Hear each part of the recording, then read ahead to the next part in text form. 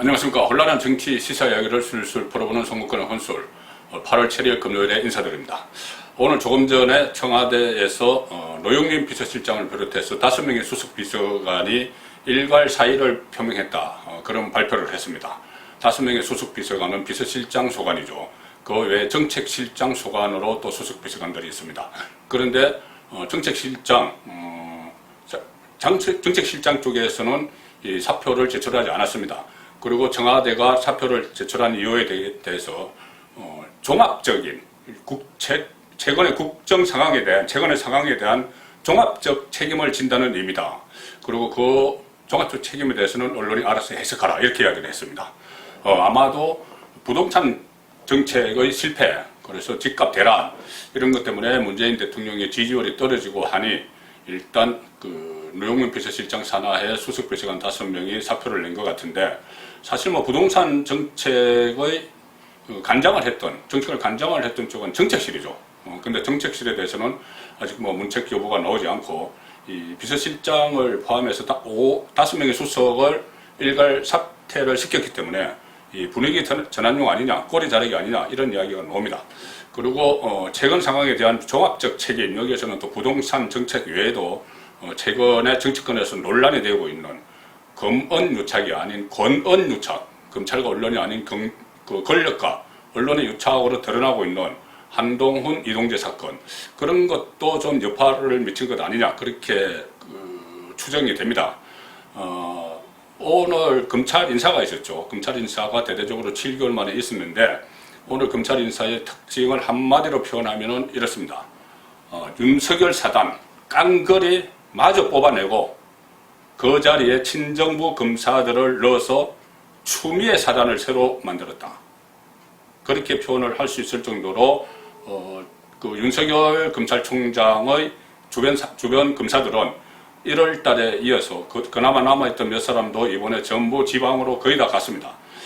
윤석열 검찰총장을 보좌를 했던 대검찰청의 부장급 간부 5명이 7개월 만에 다시 교체가 됐는데, 이 사람들도 강주, 고검장, 전주, 지검장 이렇게 갔습니다. 그 전에 한동훈, 또 박찬호 이 1월달 인사 때 그때 부산, 제주 이렇게 갔죠. 이번에도 지방으로 거의 다 자천을 시켰습니다.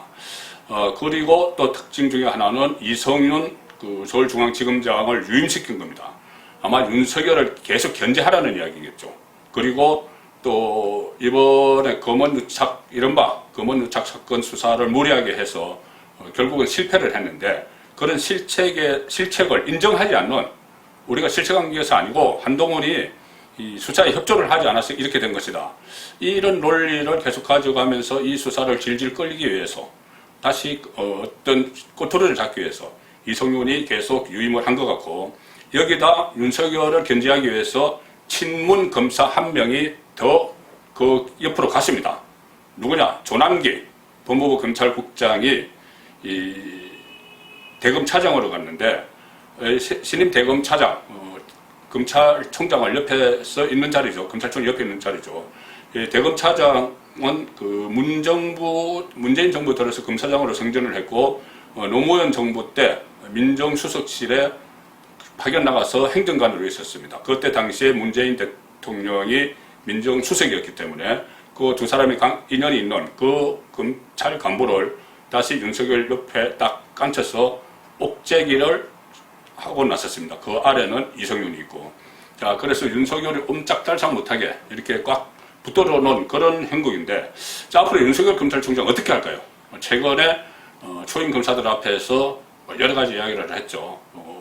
민주주의라는 허울을 쓴 독재, 전체주의 이야기도 했고, 살아있는 권력 수사도 다시 강조를 했습니다. 그런데 본인은 앞으로 어떻게 할까요? 이렇게 사면문강, 온통 문재인 직속들이 이렇게 본인을 포위를 하고 있고, 또 검찰총장 힘 빼기 위해서 여러 가지 제도 개선들이 이루어지고 있고, 수사권 뺏어서 고검장들에게 준다고 하고, 장관급인 검찰총장을 차관급으로 낮춘다고 하고, 또 검찰 자체의 수사력을 축소시키는 이런 일까지 상당히 벌어지고 있는, 검찰이 초토화되고 있는 이 상황에서 윤석열을 어떻게 할까?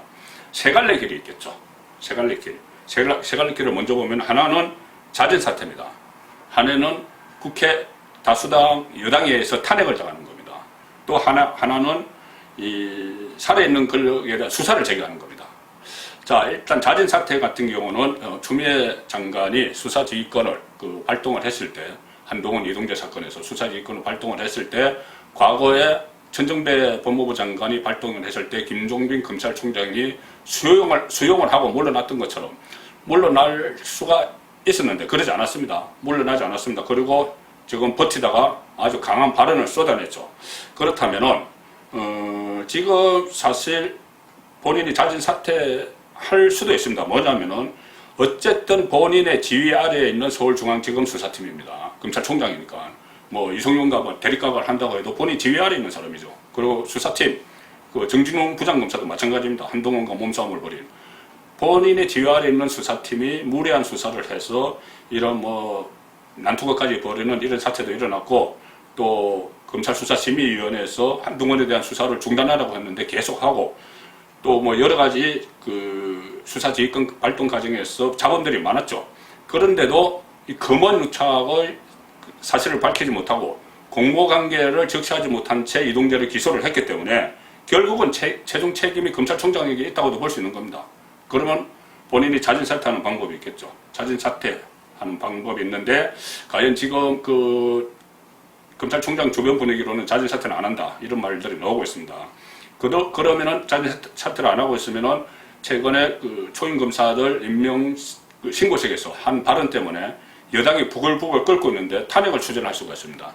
지금 김두관 최고위원이 계속 이야기를 하죠. 무슨 해임 건의안을 제출을 하겠다 했는데 해임 건의안은 말이 안 됩니다. 해임 건의안은 국무위원에게만 해당되는 것이고, 그 대신 해임 촉구 결의안은 가능합니다. 건의안이 아니고 결의안이죠.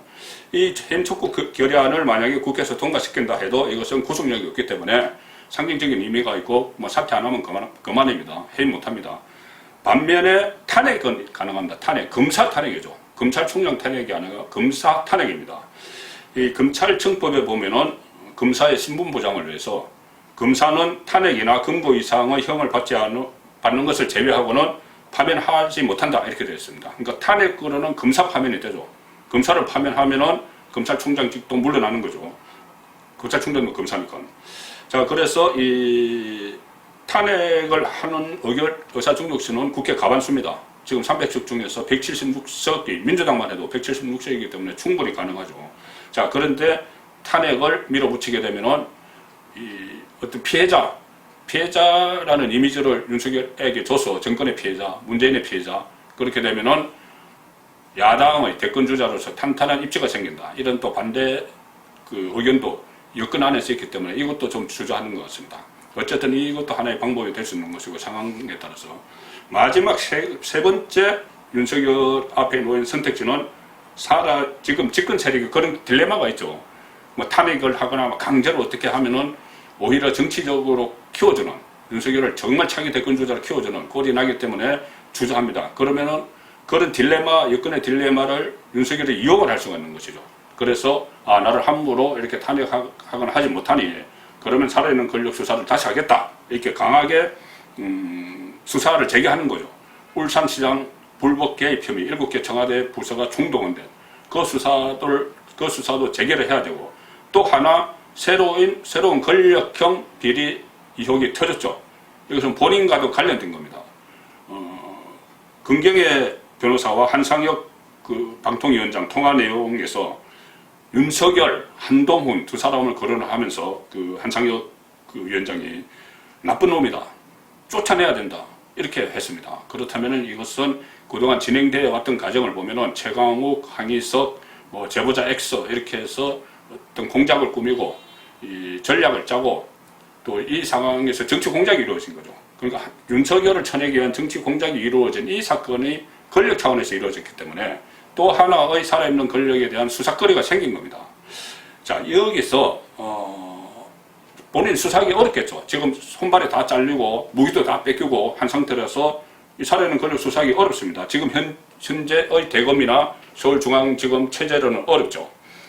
자, 그런데 본인이 할 수 있습니다. 하나 할 수 있는 방법이 있습니다. 살아있는 권력 수사를 하는 것.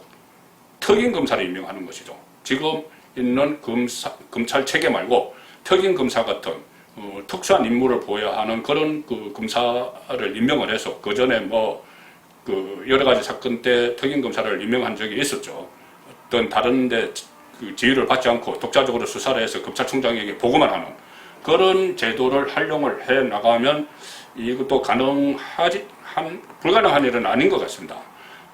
초임 검사들에게 당부했었던 것처럼 권력 수사 외면하지 말라 이렇게 이야기했는데 윤석열 검찰총장부터 일단 권력 수사를 외면하지 않고 정권법으로 밀고 나가면 아마 또 새로운 국면이 조성될 수도 있다. 그렇게 송문근의 혼술은 내다봅니다.